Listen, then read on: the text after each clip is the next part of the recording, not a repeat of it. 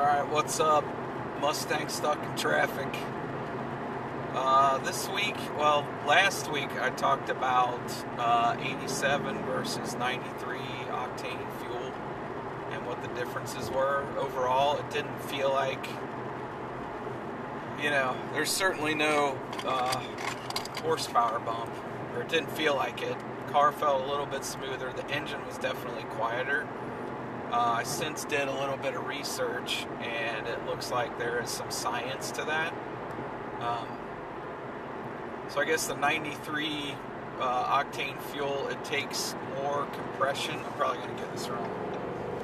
But it looks like it takes more compression to actually get the gas to combust. So for some reason that makes the engine run quieter.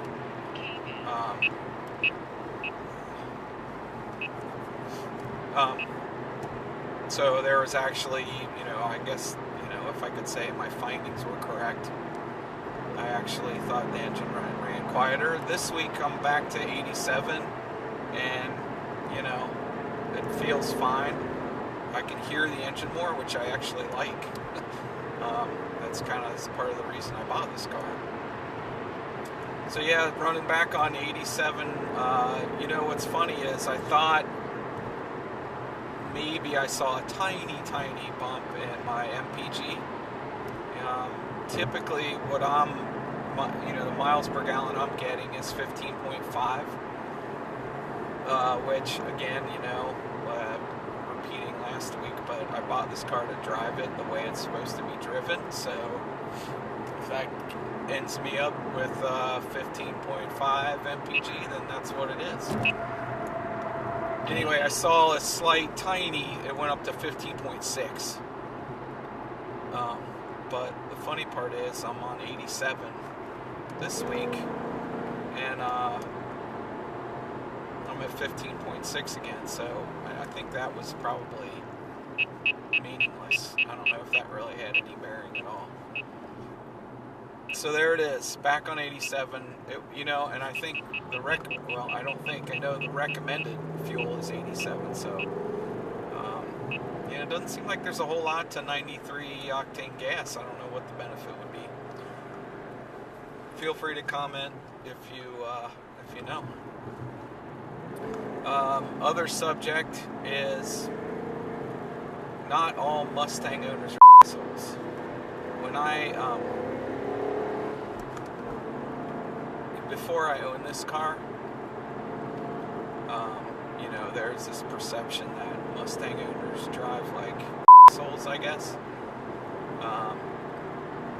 And I've heard other people say it, like when I bought it, they were like, oh, this one dude told me the story of, like, he was next to a Mustang and he said to his friend, watch out, I'll make this guy, like, burn out and take off really fast. And all he did was rev his engine a little bit. And the dude in the Mustang just took off, I guess. Or maybe it was a gal. I don't know. But the interesting thing is, driving this car is, to me, there's one way to drive it, and it's, the car dictates how it wants to be driven. And I could see how someone, in another car next to me or whatever may have the perception that I'm driving like an asshole.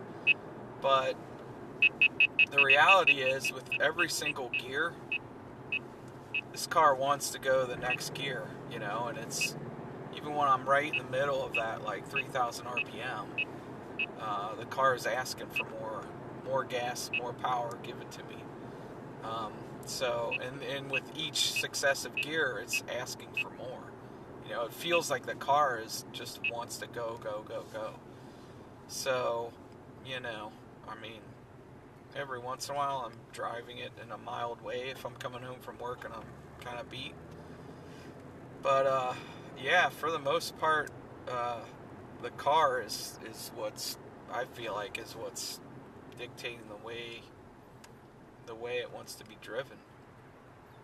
I guess you could back that up and say, well, then only an asshole would buy a car that wants to drive that way.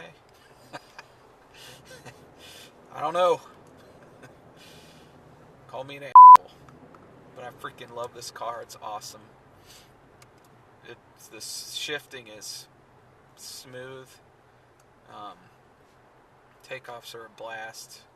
And even, there's a certain amount of fun about when you're cruising, you're at about 65. I shouldn't say speeds. I might get myself in trouble. But, even when you're in 4th or 5th gear on the highway and your lane opens up and you hammer down, it's awesome.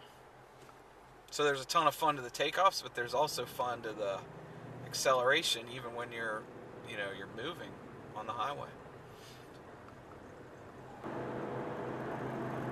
So that's it for this edition of Mustang Stuck in Traffic. New subject matter coming next week.